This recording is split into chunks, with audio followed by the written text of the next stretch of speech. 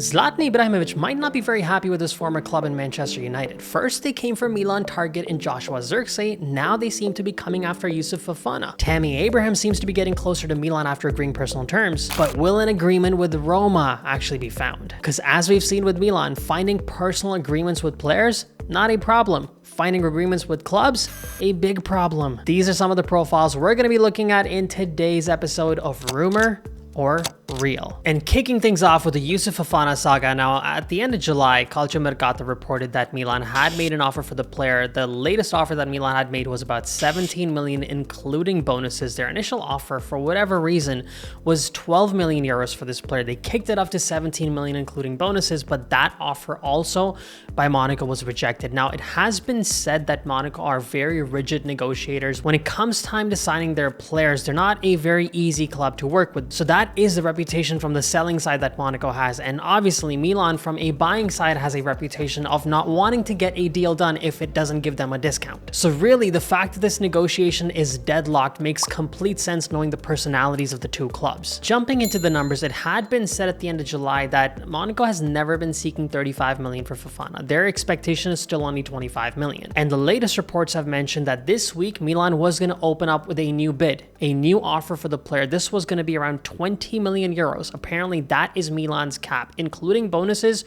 They're not going to go past 20 million euros, which from the get-go, to be fair, 20 million has always seemed like the most reasonable figure for this player. The reason why Milan have slowly and gradually crawled up to this number is very simple, guys. In February of 2025, so we're just talking a matter of a few months, Milan would be able to sign a pre-contract with Youssouf Fofana to come to the club next summer, which means that that 20 million figure, Milan is essentially paying that amount to get this player on a confirmed basis just 6 months earlier. So if you waited out for just 6 more months, you would get this player for free. Yes, you won't have his services for this season, but you still would save out on 20 million euros. So at the end of the day, I mean, we can logically understand that that is not an unreasonable position for Milan to take, that, hey, 20 million is a crazy amount to get somebody just 6 months earlier. But at the same time, the club has to realize that this was a department that was really depleted for Milan. If this department, along with the center backs, were more firm last season, they could have made a deeper run maybe into the Champions League, definitely so in the Europa League, and maybe even had been closer to Inter in the Serie A. So at the end of the day, this is simply the cost of doing business. This is the cost of succeeding in football. Sometimes you'll be able to get a profile who really wants to join your club on a free transfer as a free agent, and sometimes you'll have to pay 20 million 6 months earlier. If that profile is a crucial piece to your team, that is a cost of winning in football. Now, the part where this negotiation has now gotten extremely complicated is Manchester United have somehow stepped back into the equation. Now, some reports have suggested that just like Manchester United hijacked that Joshua Zirkzee move, they're now plotting that hijack for the Youssouf Fofana move. They have been linked to the player earlier alongside Atletico Madrid, but nothing really came out in the last couple of weeks. So a lot of people felt like, hey, maybe they just, inquired for him and now they've walked away. Now some reports are saying that they're actually ready to make an offer for the player. Keep in mind, Nottingham Forest reportedly offered Monaco 25 million. West Ham reportedly offered Monaco 35 million. They rejected both of those offers because the player wants to make a move to Milan. However, when a profile like Manchester United steps in, the player might get tempted as well. Some reports have said that they will be making an offer, but then soon after, Fabrizio Romano comes out very quick and says that Monaco have actually not received an offer from Manchester United, confirming that there has been no proposal so far from the Premier League club. So the frustration amongst the Milan fans just becomes the same that it's always been. Why are you giving these clubs the opportunity to be able to step in and hijack a deal? Why don't you just start off with an offer that is more reasonable than 12 million for that player? And this is the part that bugs me too. If you're trying to acquire an asset, it makes sense to negotiate on the player for some time. But to negotiate on the player for the entirety of your summer mercato, that doesn't really add up to me. Because if eventually Milan's third offer is going to be 20 million euros, why start off from a place of 12 million? Almost half that amount.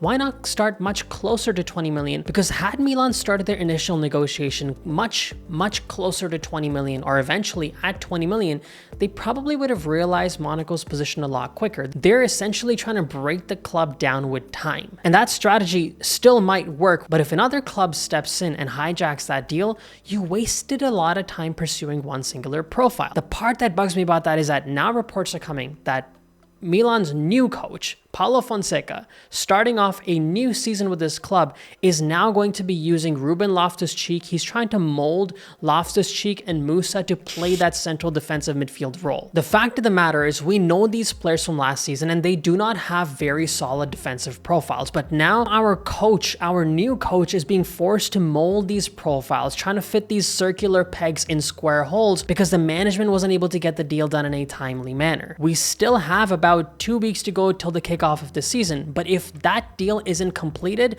that has to be put on our executives. You had an ample amount of time to be able to get this deal done, and eventually you don't possibly land the player, and then you let the failure of that transfer window bleed into the actual football on the pitch by watching Loftus-Cheek play as a central defensive midfielder. So it's all fine if you're gonna, send these lowball offers and take your time with these negotiations, but that particular strategy can never bleed into impacting your team adversely on the field. So the one thing that I would say to this management, before the season kicks off, Milan must have a central defensive midfielder ready for this coach before the season kicks off, not before the transfer window ends. If Milan truly wants to go for that 20th title, they have to hit the ground running from game one. So when it comes to the Youssouf Fofana move to Milan, I'm going to still stamp that very much as real, but this sudden inclusion of Manchester United into the reports, this doesn't make me feel very good. Now, what happens if Milan doesn't actually land Fofana? Now, one of the profiles that has been linked to Milan, one of the players on the short list is Manu Kone of Borussia Mönchengladbach. This is a player that Milan reportedly showed interest in back in 2021 when he used to play for Toulouse, a club also owned by Red Bird, but during that negotiation, the player decided to, not go with Milan, instead opted for Borussia Mönchengladbach, and during his time with the club, he did evolve into a high-quality starter. At one point in time, his transfer market value was actually peaking at about 40 million euros. Last season, he made about 25 appearances. Of those 25 appearances, only 19 were starts. He scored a couple of goals, assisted a couple of goals, and his reported value is said to be somewhere around possibly 15 million euros. Now, there's a portion of Milan fans that have consistently said that if Milan can land Manu Kone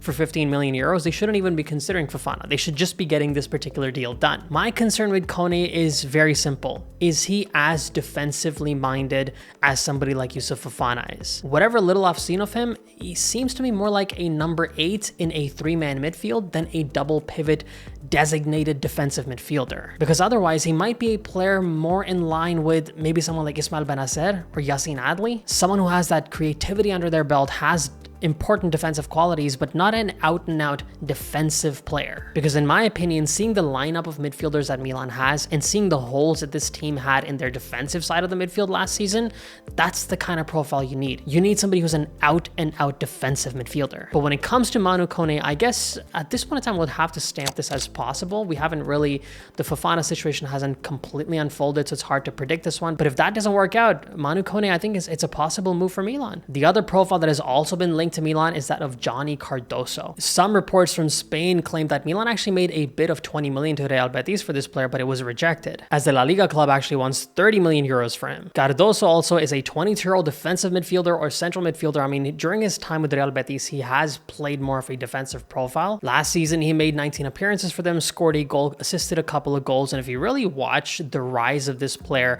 at least when it comes to, once again, his transfer market value, he has seen a pretty seismic increase in his value since joining the La Liga club. And really, if you look at that American factor to this player, this Milan ownership group, they want to have more Americans on their team so that the club becomes even more marketable throughout the US. So from the marketing standpoint, this does work. And from a defensive standpoint as well, this is a role Milan needs to fill. And this is the role that the player plays for Real Betis. My only question mark about this whole thing becomes, would Milan already have made an offer for 20 million for this player? That would be their opening bid for Johnny Cardoso. They barely inched their way to 18 million for Strahina Pavlovic, barely inched their way to 17 million for Youssouf Fofana.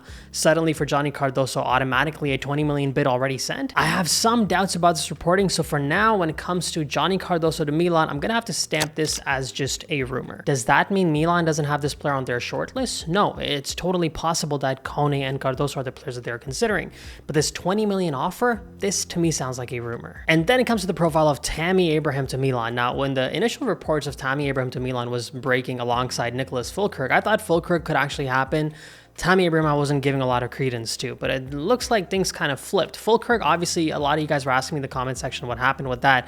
I'm sure you guys already know. He looks like we'll be making a move to West Ham United, and an offer was agreed by Borussia Dortmund for an amount of 30 million euros. It sounds to me like Milan were probably ready to pay about 15 million for the player, which is what his value was being adjusted at. But the fact that West Ham stepped in and gave 30 million, obviously Milan was never going to consider that. So that's pretty much how that deal ended. But Tammy Abraham, this becomes very intriguing. I thought there wasn't much of a chance of this happening, but with Roma pulling off, by the way, a sensational transfer for Artem Dovbyk. I've made videos about this guy. This guy was my #1 choice for the number 9 role to replace Olivier Giroud. The fact that Roma lands this player, I think it's a big deal for Serie A to be able to poach away La Liga's highest scorer to Roma. So big ups to Roma for being able to get that transfer done. But what that means, what this move means, is that Tammy Abraham might be surplus to requirements in Rome. So now I actually can see this deal happening. Now, the amount that is being reported that Roma want for this player is 35 million euros. I believe they signed him for somewhere around 42 million euros a few years ago from Chelsea. Would Milan actually pay that 35 million euros for this player after walking away from the Joshua Zirkzee move at 40 million? And considering the fact that Milan has already signed Alvaro Morata, who is expected to be the starter at 13 million euros, would they be signing a backup player for 35 million? And also keep in mind, Tammy Abraham had an injury that kept him out for the entirety of last season, so we don't even really know how he's going to respond to those injury issues. So we walked away from Joshua Zirkzee at 40 million. We then signed Alvaro Morata, and Tammy has all these injury problems and is off form at the end of the day. Does it sound like Milan would be happy to pay 35 million for that recipe? Not really. So now efforts have to be made to lower that asking price. How do you lower that asking price? Give a little less cash, throw in a player in there, which is where 3 profiles of Alexis Saelemaekers, Noah Okafor, and Davide Calabria have come into the picture. News reports say that Roma sees Alexis as worth only 10 million, which means Milan would still have to pay 25 million for Tammy. Some reporting is also saying that Fonseca loves Alexis Saelemaekers. He really wants to use that player, sees his versatility and work ethic as an important asset to his team.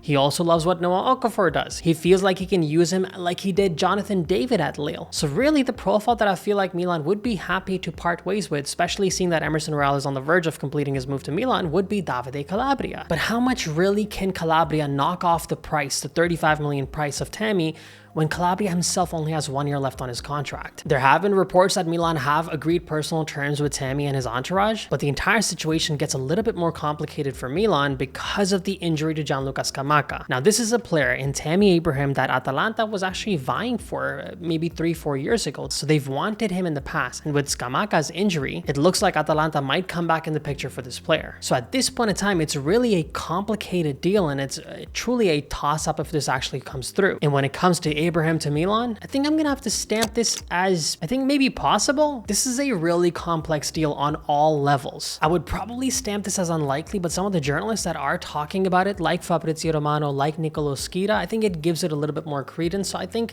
it's possible, but I would be surprised to see this deal actually happen. And then it comes to Emerson Royal. Now, I really hope Milan's management, Milan's new young management, is aware of who Daniel Levy actually is. This is one of the shrewdest, difficult negotiators in entire European football. If Milan are insistent on a deal, this guy is equally insistent on not giving one. Now, reports have said for quite some time that Tottenham have slapped a 15 million price tag on this player. Milan reportedly have offered 13 million euros. Daniel Levy still wants 15 million. Then it was being said that Milan was willing to go up to 14 million euros. Daniel Levy said, no, it's still going to be 15 million, and don't offer me any bonuses, 13 plus 2 million in bonuses. I want the price on the player to be 15 million euros. So it seems like after Milan broke the spirit of Salzburg to get a discount on Pavlovic, now Daniel Levy has broken Milan's management spirit, and Milan is ready to offer that 15 million price tag. So when it comes to Emerson Royal to Milan, this is very much real and pretty much a deal done at this point. Now, as we've discussed in the past videos, there's some huge question marks within Milan fans about why this deal is being done, what Milan sees in Emerson. His recent performances for a couple of seasons now have been pretty weak. The player does seem to have that motivation and drive to want to make it, back to the level that he was at initially. He wants to get back into the Brazilian squad. There does seem to be that drive and motivation for the player to get a change of scenery and start off again. And it has been said that Fonseca has been actually really pushing for this particular particular move to go through. So the only thing that at this point in time we can hope for is that the drive and motivation of the player and the good quality coaching of Paulo Fonseca, who really values the right back and the left back in his game, would allow for some type of an evolution in the way that Emerson Royal plays. Because up until now, this might be one of the more underwhelming deals that Milan has done in the summer. And then it comes to Lazar Samardzic to Milan. At this point in time, guys, quick and short, this deal is pretty much on pause. So Udinese are asking for that 25 million price tag. There were some reports saying that, oh, because the player has a contract till 2026, maybe Milan would be able to get a deal for him.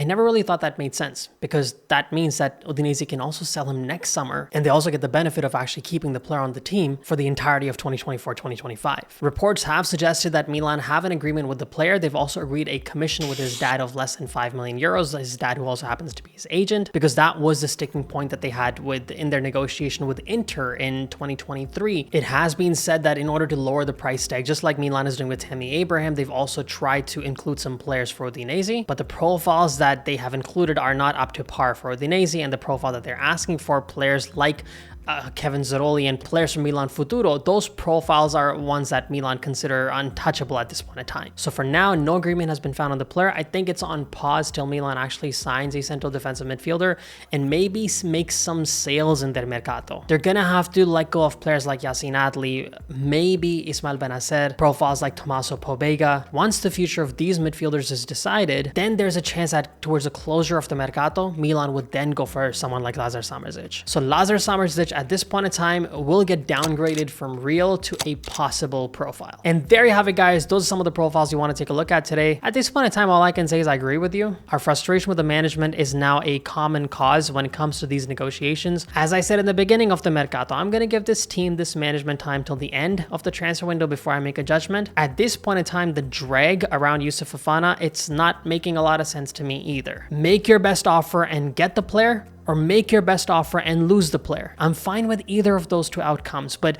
constantly lowballing and dragging things out, it doesn't really help anybody. But then again, 25 days to go still in the summer transfer window, so we're gonna leave our judgment for a little bit later. And from my side, as always, Forza Milan, grazie mille, ciao tutti. This is the same coach that once walked into a Champions League press conference wearing the Mask of Zorro costume. But one of the biggest questions on the minds of Milan fans is, what are his tactics? What kind of systems does he play with? What kind of formation does he implement? So let's bring out the tactical board and dive right in.